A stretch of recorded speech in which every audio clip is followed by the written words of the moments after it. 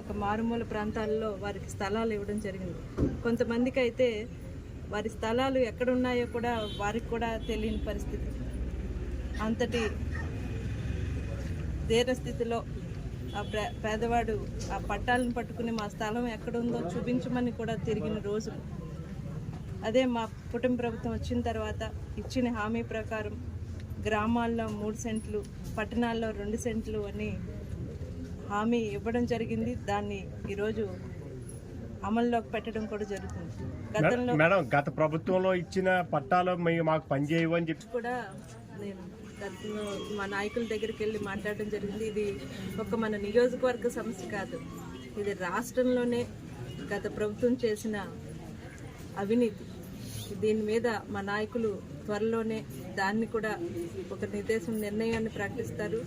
పట్టాలు అన్నవి ఎక్కడెక్కడ ఉన్నాయో దానికి మరీ నిరుపయోగంగా ఉన్నా దాన్ని మార్చడం, లేదంటే అక్కడ ఆ అవకాశాన్ని బట్టి ఆ ఇంటి నిర్మాణాలను బట్టి వారికి ఏదో ఒక దిశానిర్దేశం అనేది మా నాయకులు త్వరలోనే ప్రకటించడం జరుగుతుంది.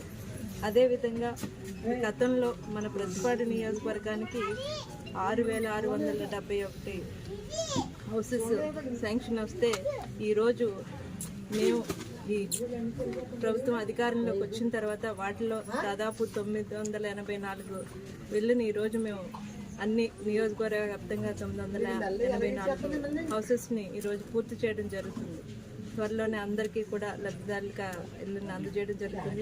అదేవిధంగా ఇచ్చిన మాట ప్రకారం ఏదైతే ఈ 3 సెంట్లు 2 సెంట్లు కూడా స్థలాలని ప్రతి లబ్ధిదారుడికి, ఇందులో ఇందాక మా పెద్దలు చెప్పినట్టు ఎక్కడా కూడా ఏ అవినీతి జరగదు, ఇందులో పార్టీలు కాదు, ప్రతి లబ్ధిదారుడికి కూడా అందేలా మేము అందరం చూస్తామని సందర్భంగా తెలియజేసుకుంటున్నాను.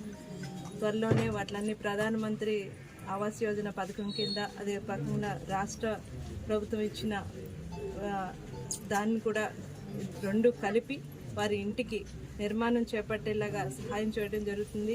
ప్రతి ఒక్క పేదవాడి కళని మేము త్వరలోనే నిజం చేయబోతున్నామని సందర్భంగా తెలియజేసుకుంటూ, మా కూటమి ప్రభుత్వం లక్ష్యమే పేదవాడికి ఒక ఇంటి గృహం, ప్రతి పేదవాడి కుటుంబానికి ఒక గృహం అన్నదే మా కుటుంబ ప్రభుత్వం లక్ష్యం.